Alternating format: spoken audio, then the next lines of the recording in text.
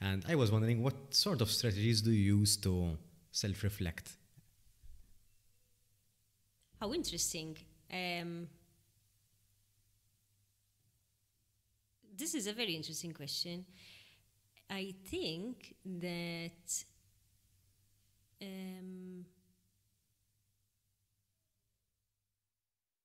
all of the work that I do, and when I say work in my context, it's not really work for money only, because I consider my PhD work, I consider this AI project work, I consider other research projects as work. So what I do with my productive hours, let's say, where I am not relaxing, because they are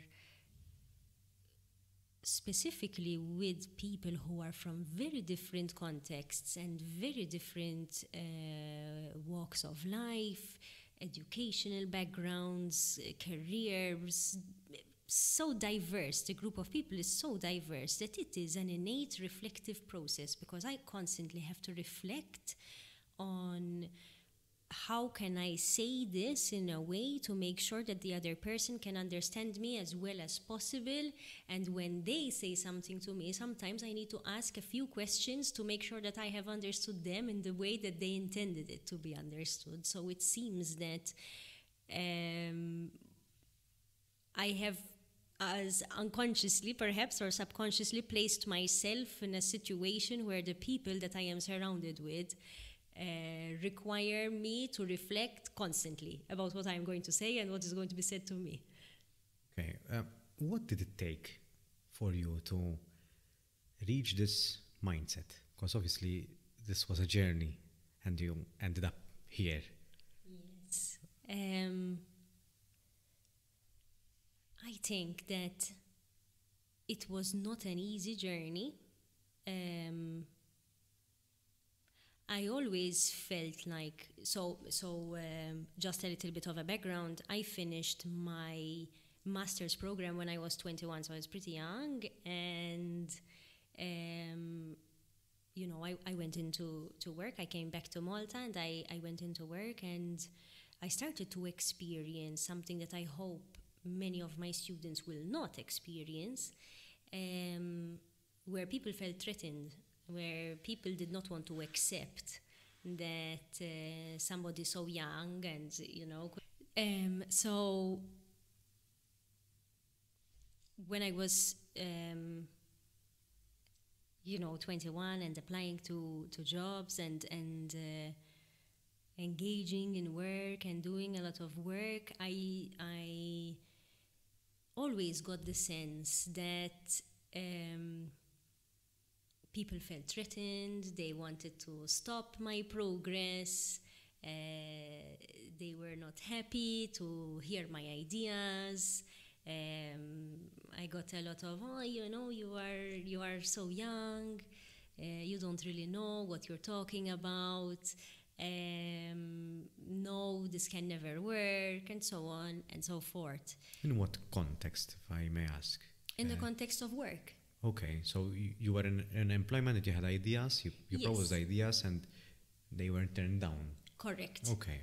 Correct. And in various different employments. So this is what I found very interesting. And, it was a very important time for me.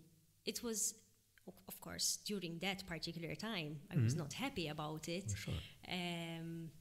But now, reflecting back and feeling my success, because, at this point in my life, I do feel like I've been successful in my career, so I'm very happy about that. When I think back to it, I realize how important it was in helping me understand what I definitely never want to do to young people, which is probably why I took this position as an academic director too, to make sure it doesn't happen to our students. And it helped me reflect a lot on how difficult it is perhaps for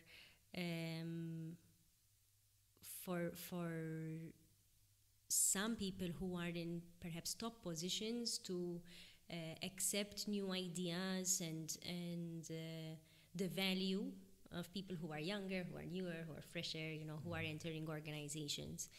And so what I'm very happy about is that even though those experiences were negative for me, I really do feel like I always had a very strong sense, which came from my education, right, and the amazing teachers that I had, that it's okay, maybe these people will not accept what you have to say, but it's the right thing, and this is the way that it is done, and well, maybe in this organization this is not the way that things are done, so maybe in another organization things will be better. And so as I progressed in my career, I started to understand also which type of companies I need to be looking for and which type of bosses I wanted to have. And I started to look more for what my contribution could be to a particular organization. And so now I can very happily say that the work that I am doing is work that I feel is valuable, contributes, and is valued. So this is how I got into, so many multicultural, I feel like at least in these last 6 months, I have traveled so many countries that I had always been dreaming of traveling. I used to say, there are these really cool people and they go travel for work, every week, every couple of weeks. And then it happened to me and I said, oh, okay, here I am, it's happening. Yeah. But it was the result of a lot of perseverance, and I'm very happy that I never forgot that if you know something and you're doing something right, that maybe you need to take that somewhere else, to a place where it's valued, and that's okay. No hard feelings, but trying to match your values to the group of people that you are working with. I appreciate you sharing that as well, and it's obviously very very sad in that sense, because it's at that time it was a loss for you because you were not given the opportunity. I think it's a loss for the company as well, and I've been through similar experiences personally as well, and I think when you're passionate about what you do, and you believe in doing not the right thing necessarily because it's the right thing for you, but in the things in a sequential way which makes the most universal sense, yes, to put it there philosophically. Yes. Because I think there is a way that makes sense for most people. And I think that there is a system and there's a formula that is mostly beneficial for most people.